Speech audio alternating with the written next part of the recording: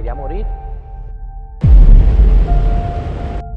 Fue terrible tanto para nosotros como para él. Ya no podía volver a caminar. He sentido que he muerto 2 veces.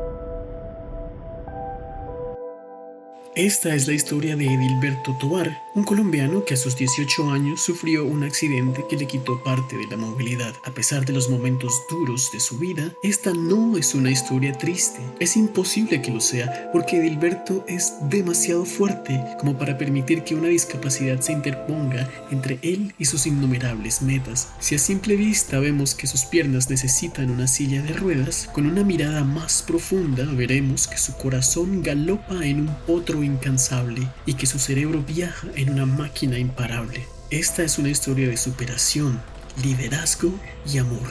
Bienvenidos.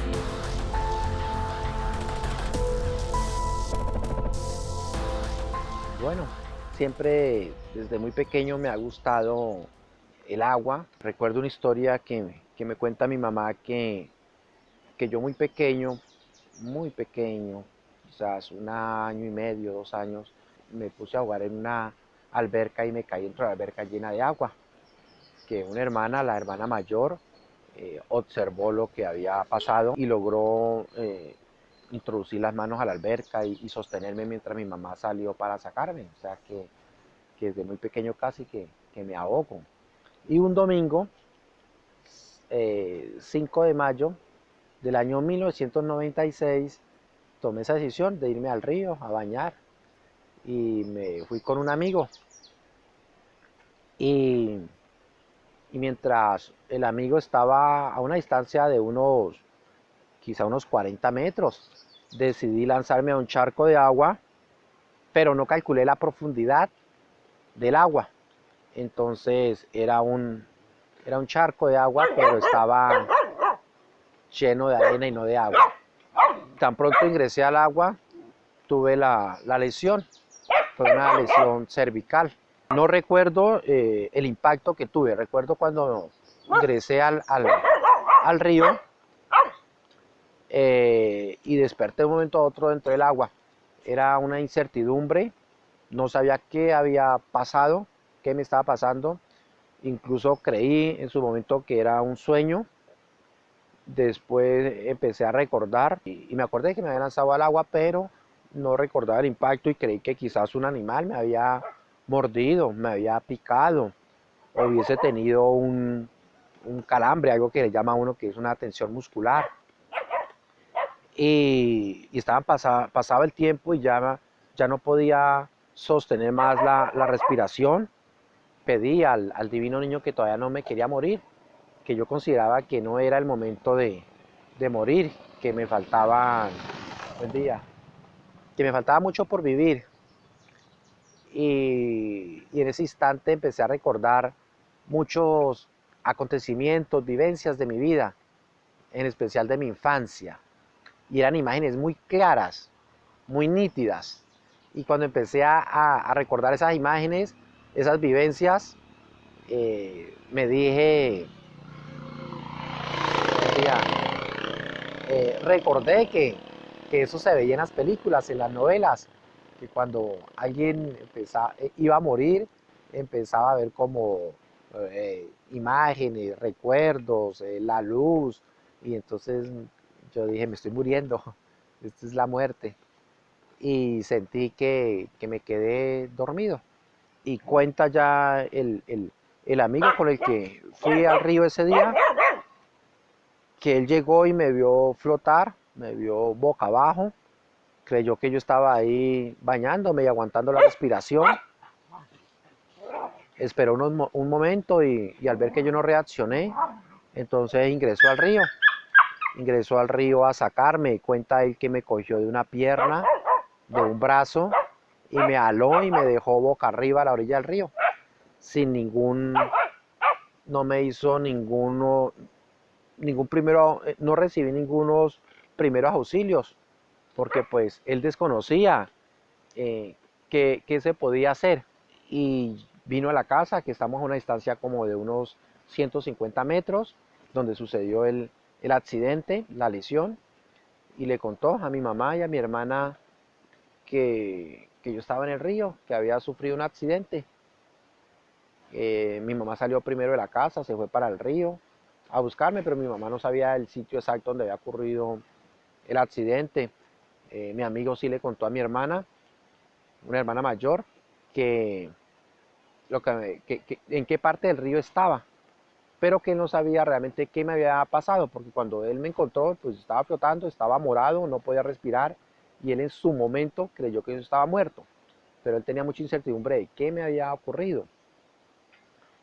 Llegó mi hermana donde yo estaba, recuerdo que me desperté, pero en ese momento yo perdí la visión, yo no podía ver. Y mi hermana pues ya llevaba un semestre de enfermería, ya estaba estudiando. Del río me sacaron en una cobija, pusieron una cobija, la amarraron a un palo largo y me pusieron dentro de esa cobija, me trajeron aquí a bordo de carretera, de la finca de la casa, me llevaron en un carro muy recursiva a la gente, pero en su momento sin ninguna precaución de evitar más lesiones, y me llevaron hasta el pueblo. En el pueblo en ese entonces no había un médico constante en la S, en el hospital, sino que era un médico que venía los fines de semana, y él fue el que me atendió, me diagnosticó y me hizo un cuello ortopédico muy artesanal con cartón para evitar una mayor lesión, y me trasladaron a la ciudad de Neiva. En la ciudad de Neiva estuve una semana en observación, después me remitieron a la ciudad de Bogotá para que me tomaran unos exámenes, como era una resonancia magnética, unos TAC cerebral, que en ese entonces en Neiva no los realizaban, porque estamos hablando del año de 1996. En Neiva, en Bogotá estuve 3 días, después me regresaron a la ciudad de Neiva, y en la ciudad de Neiva estuve hospitalizado 3 meses. 3 meses donde me estuvieron dando medicamentos, me estuvieron haciendo terapia de rehabilitación, y después regresé, me dieron de alta y regresé a la finca. Regresé a la finca con mucha desmotivación, con depresión. Fue un diagnóstico muy difícil de aceptarlo, porque tenía 18 años de edad. Cuando uno tiene una libertad, no le duele nada, tiene, tiene muchos proyectos. Bueno, sigo teniendo incluso ahora más proyectos, pero en ese entonces creí que mi vida se había estancado, porque yo creí que la vida era mover los pies. En ese momento ya se me fueron todos los proyectos que tenía de vida, todas las ideas de negocio, todo, porque en ese momento, como el de ahora, el café es una idea de negocio, y creí que ya no era mi negocio, porque yo no podía establecer un cultivo, ya no lo podía hacer control de arbences, fertilizar, recolectar, ya no podía estar en campo trabajando, y creí que hasta ahí iba mi vida laboral en el campo. Eso terrible. Fue terrible tanto para nosotros como para él, porque pues él tenía escasos 18 años, entonces estaba apenas empezando a conocer la vida, entonces él quedó como que yo qué hago. Y pues para nosotros también pues fue muy duro, pero pues Dios es muy grande y superamos todo, y lo más importante él. Y yo vivía muy pegada de Dios y la Virgen, de que me lo superaran, y yo eso nunca se me ha pasado un día sin yo pedirles eso por, por todos mis hijos, mis nietos y por él. Estuve con mucha depresión, quizás más de un año, donde no quería saber de nada, de la finca, no quería solo comer, ver televisión. En los primeros 7 meses me tuvieron que alimentar, porque yo no podía mover los brazos, las manos, me tenían que vestir, bañar, hacer todo el aseo personal. Me tenían que dar la alimentación, y eran momentos muy difíciles, fue muy complejo en ese entonces. pero quizás todo eso también me ha ayudado a perfilarme para tener más paciencia, ser más tolerante frente a la vida, darme cuenta hoy en día que tener el poder de decisión, el poder de hacer ciertas cosas, hay que valorarlo, hay que valorar que me puedo desplazar, aunque sea en una silla de ruedas eléctricas, pero lo estoy haciendo, que muchas personas no lo pueden hacer, que aunque no pueda tener movilidad de mis dedos, pero así puedo alimentarme, así me puedo bañar, vestir, es agradecer cada cosa que puedo hacer, porque en un momento no las podía hacer y hoy en día poder hacer es de valorarlo, de querer, de apreciar. A Dios gracias, siempre he contado con una buena familia. Mi madre muy pendiente de mis cuidados, mi padre muy pendiente de ayudarme a cumplir los objetivos, los deseos, de aconsejarme, de estar ahí, de estar ahí. Mis hermanas, sobrinos, sobrinas también. Entonces todo eso me ayudó a salir de la presión, saber de que tenía una familia que no podía, que yo no podía defraudar, que ellos me estaban apoyando y que yo tenía que poner parte de mí para salir adelante de esta depresión. Y paulatinamente se fueron dando las cosas, empecé a motivar. Una de las primeras cosas que empecé fue a hacer ejercicio aquí en la casa. Mi papá me ayudó a montar un mini gimnasio para yo hacer ejercicio. También mi mamá me colaboró mucho en eso. Mi mamá cogió un jean, un pantalón y en una manga lo llenó de arena y lo colgaron. Y mi mamá me ponía en las manos unas vendas con espumas para no irme yo a lesionar y la tenía así como lo que hacen los boxeadores para entrenar. Y mi papá con un palo lo colocó en 2 tarros de aceite, llenó esos tarros de aceite con cemento y ahí ya estuve mis pesas. Hicimos un mini gimnasio y ahí empecé ya a motivarme. Hacer ejercicio lo mantiene uno más activo. Y así fue como, de la manera más brutal, la vida le enseñó a Edilberto y a su familia a vencer los retos más complejos. Pero ¿qué iba a hacer de este jovencito que a los tiernos 11 añitos ya había decidido ser caficultor como sus padres? Pues continuar, claro. Si a uno la muerte le ha llenado los pulmones de agua 2 veces y le ha partido el cuello y aún así no ha podido llevárselo, entonces debe haber pocas cosas que uno no pueda vencer. Veamos qué siguió en la vida de nuestro aguerrido protagonista. Y retomé mis estudios en el año de 1999. Me fui a validar el bachillerato. Entonces, pero antes del 99 ya yo estaba motivado aquí en la finca, ya salía más al pueblo, ya me dediqué también a leer, a leer enciclopedias, a leer libros aquí en la finca y todo eso me dio una perspectiva diferente de vida. Después de que me vine a la ciudad de Neiva, de validar el bachillerato, empecé a estudiar en el SENA. Hice unos técnicos, unos cursos frente a cómo mejorar la calidad del café en la finca y también la cantidad. Y me picó el bichito de la política. En el año 2010 me invitaron a que hiciera parte de una lista del consejo. Acepté. En el 2011 hice campaña para el consejo del municipio de Santa María Huila y la gente creyó en mí. Obtuve una significativa votación, la cual me hice acreedor de esa credencial de concejal.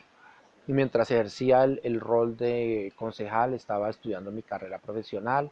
El periodo de concejal terminaba en el 2015, no volví a aspirar al consejo para poder terminar mi carrera y poder hacer las prácticas profesionales en el municipio. Y así sucedió.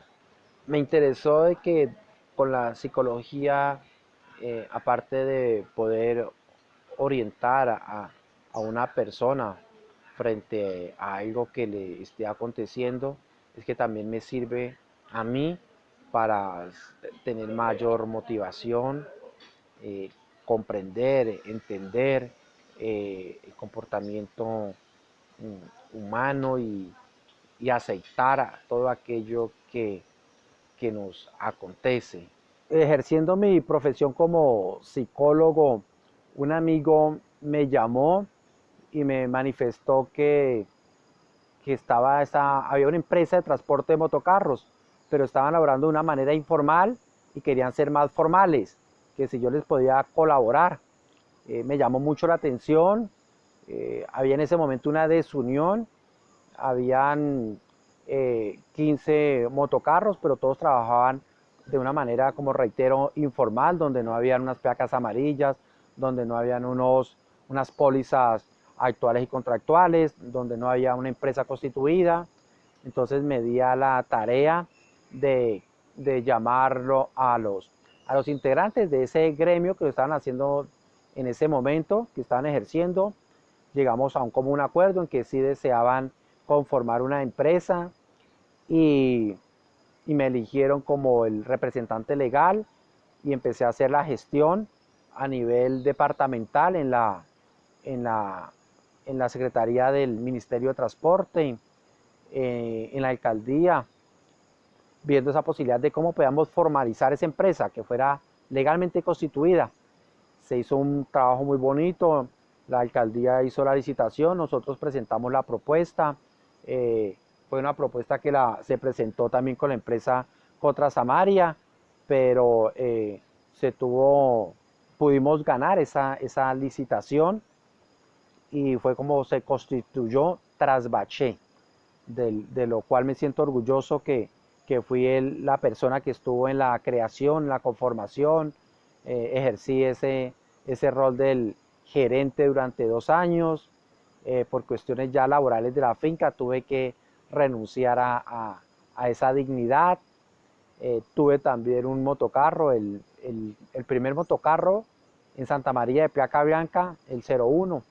Terminó esa etapa, entonces retorné a mis orígenes, a lo que mi papá me enseñó y quiso que fuera y que también quise que fuera. Damos ahora un ligero vistazo a uno de los capítulos más bellos de la vida de Edilberto. José Tovar, su padre, fue el ser más incondicional, su mejor amigo y su más grande apoyo. Lo acompañaba, lo aconsejaba, lo hizo quien es, y aunque hoy don José ya no está, vive en las enseñanzas que dejó en el corazón de su hijo. Terminé mi primaria en la escuela del pueblo y me dediqué a trabajar con mi papá en la finca. Y me enseñó a cultivar café, a cultivar frijol, a cultivar plátano, a todas las labores agropecuarias que se hacen en esta región. Fue una historia muy bonita de vida con mi papá. Lo recuerdo con mucho aprecio y admiración. Nunca él me cobró un jornal a mí, ni tampoco hizo que yo le cobrara un jornal a él.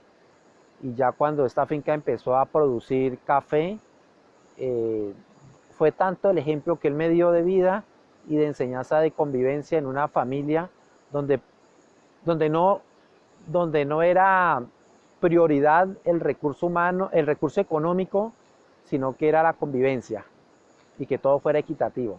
Entonces ya cuando la finca empezó a producir, sin necesidad de que él me dijera que tenía que hacer mercado, que obligaciones del hogar, yo las fui adquiriendo a través de ese ejemplo que él me dio. Mi papá siempre apoyó a cada uno de los hijos en su emprendimiento. Siempre fue respetuoso de las decisiones que tomábamos. Siempre hasta los últimos días de vida de él estuvo muy pendiente de nosotros. Consejos, orientación, apoyo. Siempre nos llamaba para saber cómo estábamos. Un padre que nunca se desligó de nosotros, a pesar de que ya cada uno de sus hijos tenía su hogar, su trabajo, su emprendimiento. Él siempre nos vio como ese hijo que necesitaba siempre un padre de dar consejos, de apoyar siempre. A raíz de una caída en el precio, Edilberto decidió no vender su café como materia prima, sino como producto elaborado. Fruto de ello es la marca Sabe Café.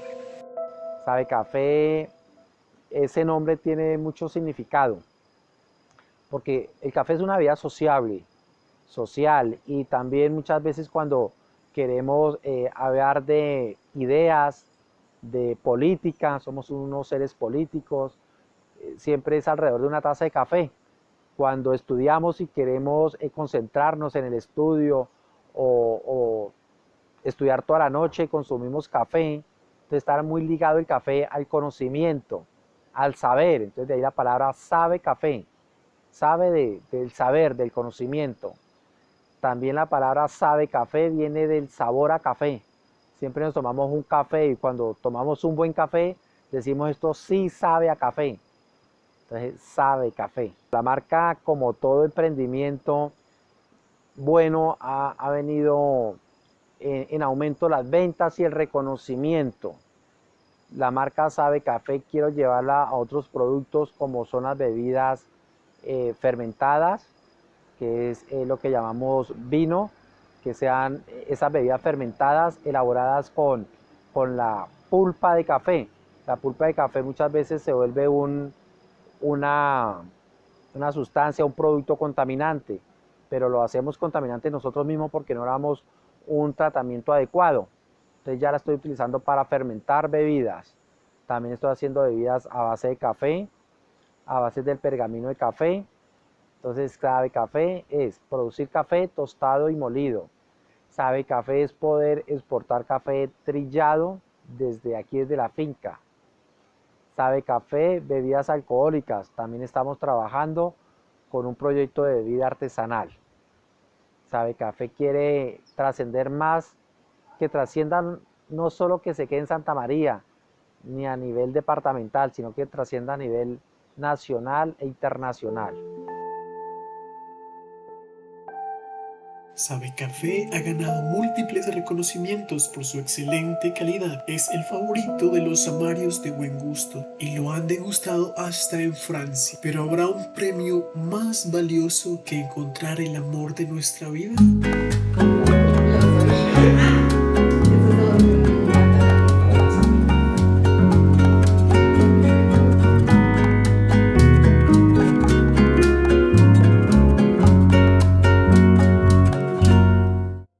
El amor de mi vida, Sandra Milena Osorio Ordóñez. La conocí terminando ya el periodo de concejal. Casualmente iba a sesionar y la vi en el parque y fue como esa atracción a través de una mirada a una distancia de unos 20 metros, 15 metros. A través de una red social nos contactamos y empezamos a hablar y a salir y muy pronto nos dimos cuenta que teníamos muchas cosas en común, mucha afinidad y fue un amor muy rápido. Fueron 8 días de amigos, ya empezamos el noviazgo duró 3 meses, pues todavía seguimos siendo novios, pero ese noviazgo de no convivir fueron solo 3 meses y ya nos pusimos a vivir y ya llevamos 7 años a la fecha de una convivencia hermosa, muy bonito, poder compartir con esa mujer todas las historias que hemos vivido. La convivencia es bonita. Uno como ser humano, el fin del ser humano, lo reitero, es la armonía. Y a esta etapa de la vida en que estamos, podemos elegir y escoger nuestros amigos. Podemos escoger y elegir el amor de nuestra vida. Y ahí es donde uno tiene que saber elegir y escoger. Elegir, escoger y querer vivir con una persona que a diario nos dé armonía, que nos dé felicidad, que cada despertar al lado de ella, de ese ser amado, sea un motivo más de una sonrisa, de un brillo en la mirada. Y eso nos pasa con ella. Y de repente él llegó y nos miramos y fue como si nos hubiéramos visto, no sé, fue la mirada más eterna que yo he podido tener. Fue muy bonita y nos quedamos mirándonos como por, yo creo que un minuto, pero así fijo. Lo busqué en redes, entonces le mandé la invitación Y él como a la media hora me la contestó, yo creo, me hizo sufrir mucho. Entonces, empezamos a hablar y desde que empezamos a hablar fue hable todo el tiempo como si fuéramos amigos de toda la vida, de toda la vida. Entonces, eso como fue que evolucionando y ya a los pocos días de eso ya éramos novios y de ahí ya llevamos 7 años juntos, felizmente juntos. Me mueve la familia, el amor. Sandra es mi familia, Sandra es mi amor. Los días que pasamos compartiendo con Edilberto, su familia y sus amigos, husmeando un poco en su vida, sus tareas y sus sueños, nos dejaron muchas lecciones y reducirlas a los pocos minutos de este video fue tan difícil como escoger solo 3 hojas en un bosque entero. Esperamos que este breve vistazo les haya dejado también algún aprendizaje. Nos despedimos con las palabras de algunos amigos y familiares. Se ha preparado muy bien, psicólogo de profesión, emprendedor en el café, una excelente persona. Eso es lo que uno admira en una persona. Dale gracias a Dios y a María Santísima que lo supimos criar bien educadito. Le enseñamos harto modales cómo debía de portarse con nosotros y con la demás gente. Hombre, pues Edilberto ha sido un tipo como muy emprendedor, como muy echado para adelante. La dificultad de no poder caminar le influye muy poco. Fui compañero de trabajo en Trasbaché, fue el gerente, excelente compañero.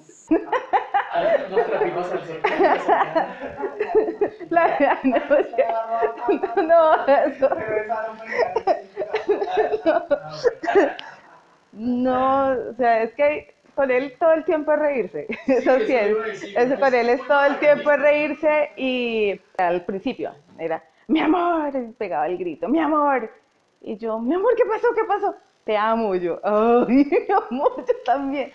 Yo les daría consejo a los jóvenes, en especial a mis nietos, mis bisnietos, de que tenemos un ejemplo aquí, que a pesar de las capacidades, él no deja de trabajar.